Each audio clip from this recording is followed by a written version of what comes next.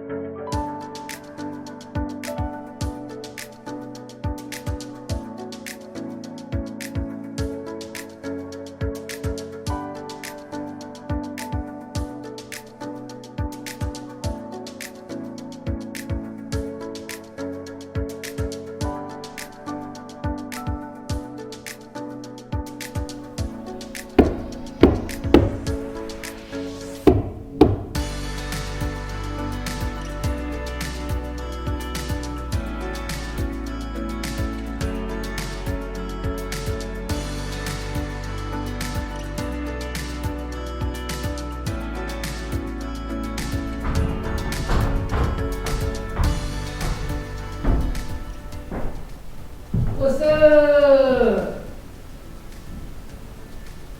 Coming to you from the attic.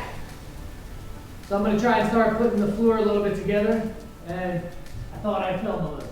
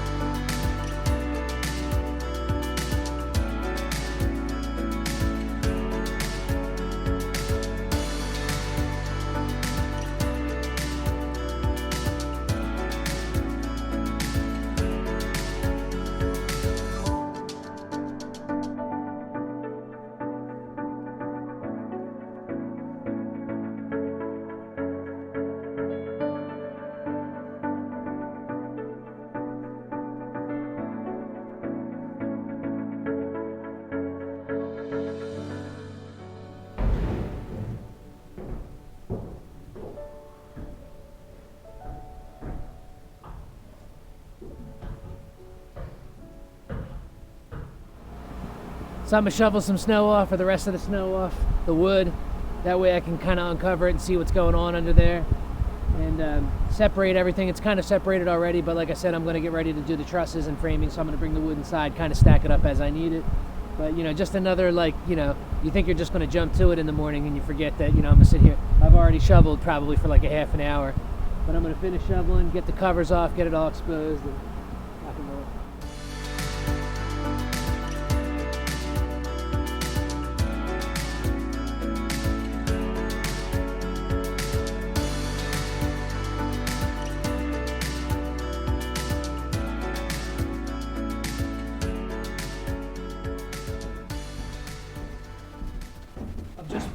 I'm just marking temporarily where the web restraints are going to go on the trusses, so that I can tie in the parallel cord gable end truss with the rest of it, and then so on and so forth all the way down.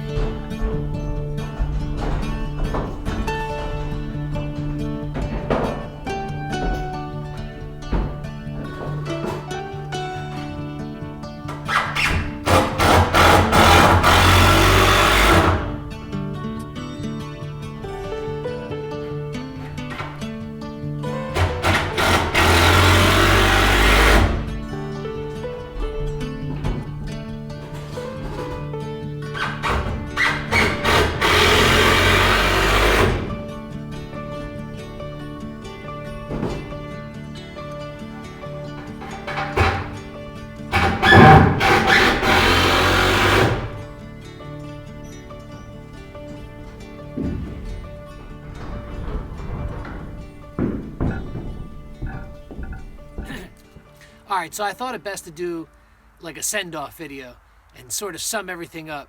Maybe it makes it easier and I can insert video, because sometimes I just have no idea what I wound up, getting caught on camera while we were here. But anyway, I made a couple notes just because I constantly forget what I want to tell you guys once the camera turns on, as I'm sure everybody else does as well.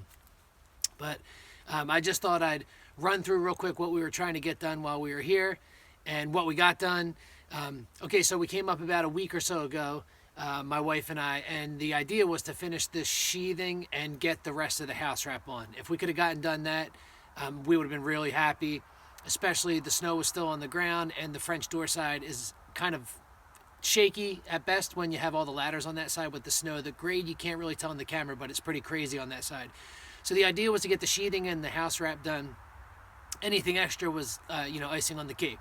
So my wife was here for a handful of days and we were able to get the gable ends sheathed, which was a little scary, I'm not going to lie, but all got done, worked out really well, just took our time. You'll see in the video we kind of slid the sheets up the ladder, little sketchy at some point, especially on that French door side, just because it's a little nutty, but we were able to get the sheathing done. My wife and I were able to do the house wrap. When she went home, I continued with the house wrap to do the gable ends. You would think it's easy to put up the house wrap, but believe it or not, it was a pain in the butt. And I'm not gonna lie, I wanted it straight because I watched a million videos. God bless you out there who have done this, and I love you for it. I think Martin Johnson especially put his on like this, but I wanted it straight, especially if I'm gonna have to look at for a while. I want it to at least look half decent. I know you'll see in some of the video that it took me 4 ladders to put up that house wrap. If I didn't have all 4, I don't think I actually could have done it, believe it or not. Some of it was just, monkeying from one to the next one so that I could pull my piece up and reach the next ladder. It was ridiculous, but 4 ladders. And I'm glad I had them all. Just some notes. I didn't use the cap nailer on the house wrap.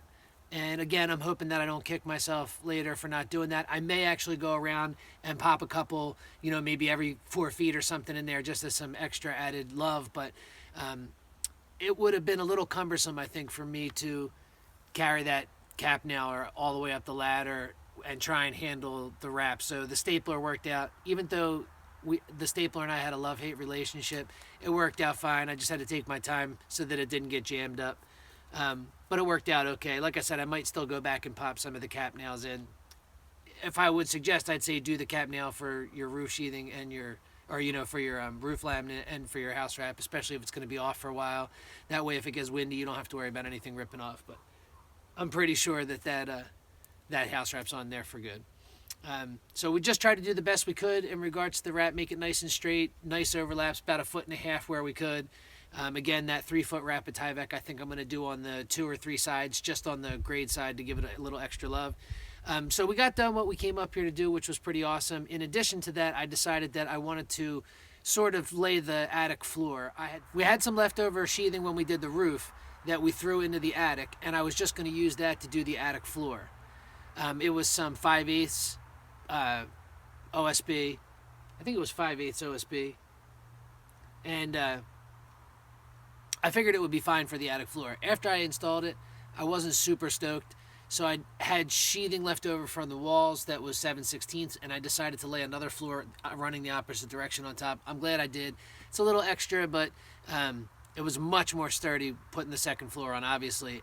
I would have used the Advantech subfloor and just been done with it, altogether, but I didn't have enough left over from doing the subfloor to do it with, and I wasn't about to buy it because it would have cost like $500 just to do the attic floor, maybe even a little bit more with how much the Advantech costs right now.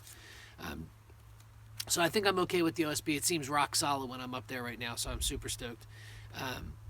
Next would be up there to frame the end walls so that I can have nailers, basically frame it out so that on the front side we'll be able to sheetrock the whole front, that looks up from the lower level, and then framing the back end of the attic, just so that I have, so that I can put some either some sheathing up there or whatever I'm going to sheet the walls with, but also so I can put some nailers around. That way whatever ceiling I put up, whether it's just strips of wood or whatever, can run all the way to the end of the attic. Right now there's no nailer because of how the gable and truss was done. So framing those 2 walls out will take a little time, especially since it's up in the attic. I'll probably drag the chop saw up there and just run an extension cord so that I can work up there and make it a little quicker. Anyway, I'm glad I made notes because now I would never remember any of this stuff. I did get to install some of the truss bracing. It was the truss web bracing for the parallel cord trusses and the attic trusses. I don't even know if the attic trusses really needed it because of the way that the subfloor is done up there, and then the roof sheathing, and then the wall sheathing. So it probably would have been okay, but I went ahead and added the only web that it really has on it. I did run braces down there, and then the parallel cord trusses. I did find a midspan of what I believe if they're under 30 feet, it's every 10 feet on center. I chose to just do the one webbing, across almost the center, which puts me at about like 9 feet both directions. So I should be okay. In addition to, the reason that I believe they don't give you a gable and parallel cord truss per se is because the webbing needs to match up. That's why the parallel cord truss on the gable end looks similar, just has a few extra braces. The idea is that all of those parallel cord trusses tie together, and it worked out really well. But again, there's only a few of those webs that you can choose from mid-span to run across. So I think in the video I'll point some stuff out, but I was able to get both the parallel cord truss and the attic truss all the bracing done, which was nice. And other than that, I just cleaned up a little bit and got myself ready so I can split out of here. I think there's going to be some rain or snow while I'm gone. The driveway's a little bit mucky and my truck's not best and not really good in the snow, so hopefully I can get out of here when I take off tomorrow. But I know I don't really bring the video camera along during the days, and it's really just the build, and maybe that'll change a little bit when there's more time. But I thought maybe for fun I give you guys a little rundown of what a day is like, just on a whim. So just an idea of what it's like up here. I get up around maybe 5:30, start some coffee, stoke the fire, get that kind of pumped up. If I'm lucky and I'm feeling up to it, I'll do some yoga, which is definitely needed on this build. Have a little bit of breakfast, and then I'll normally walk up to assess what's going on with the house, what the weather's like, if something's wet, if there's snow, all that kind of stuff, and get an idea as to whatever I planned the day before, if it's still going to work out.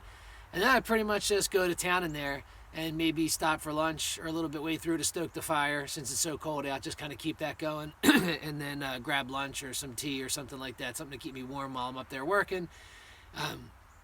Other than that, when I'm all done, I try and stop before it gets dark out. That way I can sort of clean up a little bit during the daylight. It gets dark around 5 right now, maybe a little late, 5:30. I think it's staying lighter longer now, but I'll normally try and start getting dinner ready, you know, whatever that is, whether it's just a sandwich or soup or pasta or something, I don't know. Normally something easy, something either pre-made before I came up here or just a can of soup or something like that. But have some dinner, a little bit of munchies, and then if I'm lucky and something's charged, watch a little bit of TV or watch the iPad, a movie or something like that.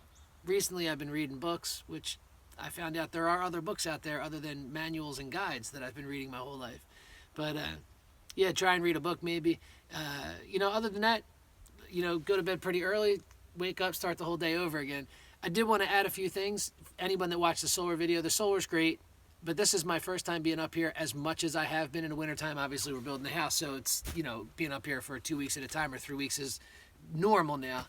In the wintertime, you know, the 200 watts, it's just enough, if I even get lucky enough to have sun, to trickle charge the batteries to maybe charge a phone, maybe an iPad, you know, if I'm lucky, and the camera batteries so that we can, you know, make the videos. But other than that, it's a struggle. So most times at night when the sun goes down, if there's not really anything left in the solar from me using it during the daytime, or there's a little bit left, you know, just to keep a phone charged, normally I just throw on a headlamp and spend the rest of the night with a headlamp on, and then, you know, bed down and do my thing in the morning. And the only thing different about when Mrs. ShabinLife is here is that we do all of that same stuff together.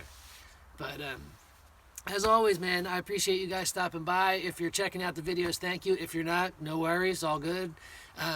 I'll try and figure out some sort of format rather than, like, you know, hit or miss. It makes it a little more difficult for me too, because I never know whether I'm introducing a video or ending a video when I try and start. So I'm trying to keep them a little bit segmented for you guys, so it's not a whole bunch of mishmash or, you know, a 30-minute video of me doing one thing, which is just straight up annoying. But otherwise, really appreciate you guys checking out the channel and tuning in. Hit a thumbs up if you like the video, subscribe if you haven't, and you know, appreciate you watching. We'll catch you on the next one. Take care.